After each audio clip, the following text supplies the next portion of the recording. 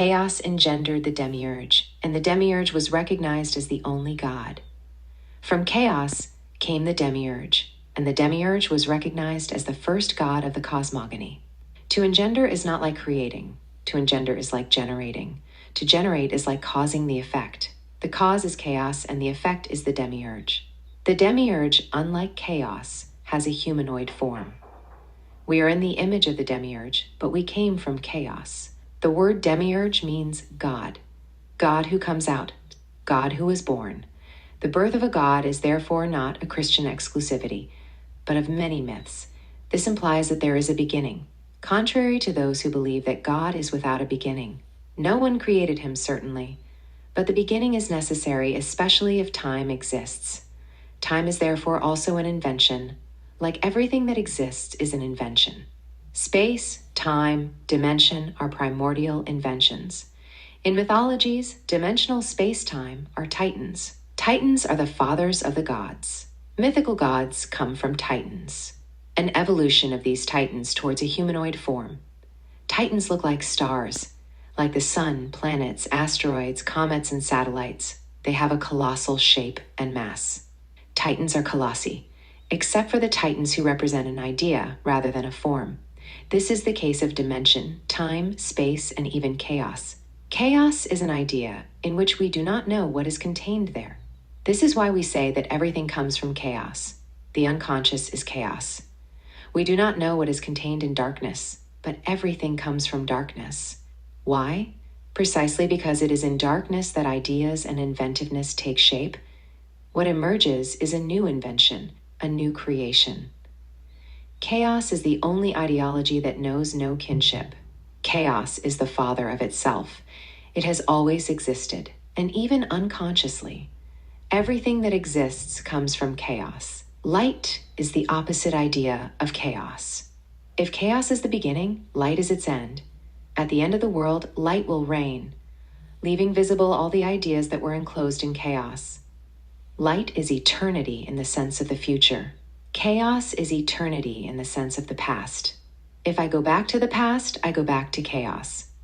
And if I project myself into the future, I project myself toward the light. Darkness is therefore the beginning of light, and light is the end of darkness. It depends on the direction of navigation, of course. If everything becomes clear, we move towards the light. And if everything becomes dark, we move backwards towards the past. Darkness is the alpha, and brightness is the omega. Darkness is doomed to fade away, doomed to die out.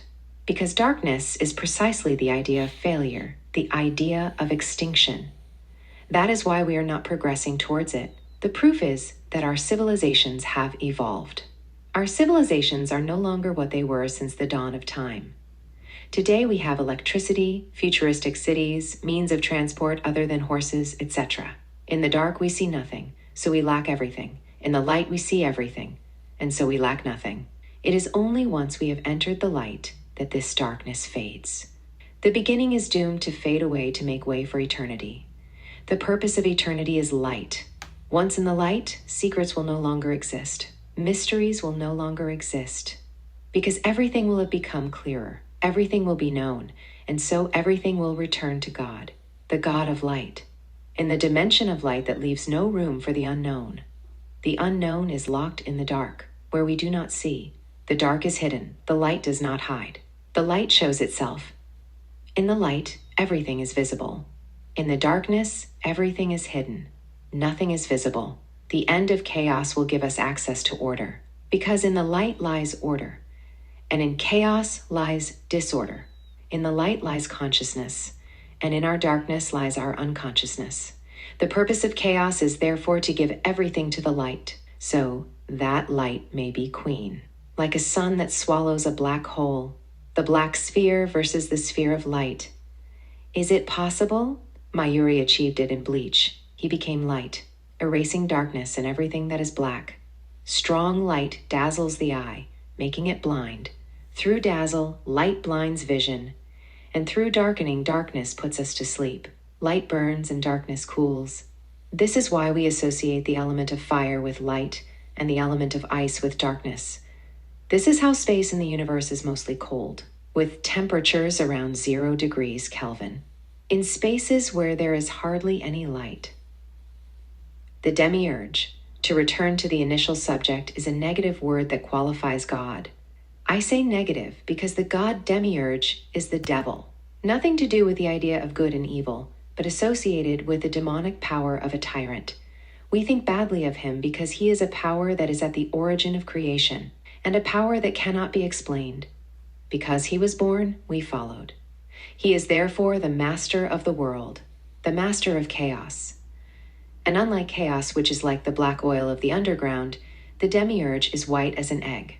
It is also said that from chaos a white egg was born that contained God. He was not born as a child, but directly in the prime of life. And the most important thing is that he gave light to chaos. This is how we know where chaos comes from. Chaos as a titanic being became aware when he saw the light of his son, the Demiurge. The Demiurge is like Lucifer. God as chaos swore to paint him with his dark color. For he said in his heart, "How can from me who am like oil come a light as white as an egg? Either he is not from me, but certainly he is better than me." Then came the story of Lucifer that we all know. A perfect being and of the most beautiful light, who darkened and then became Satan.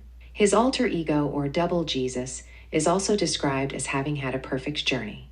But in the case of Jesus, nowhere is it said that he sank into hatred and jealousy. For me, these two stories of Satan and Jesus are parallel. In an ideal world, we have Jesus, and in an imperfect world, we have the devil. But these two stories, as a parallel, are conjectural. That is to say, they are closely related. One starts well and ends badly, and the other remains well. It is like the story of probability that God gives himself. He is said to be omniscient.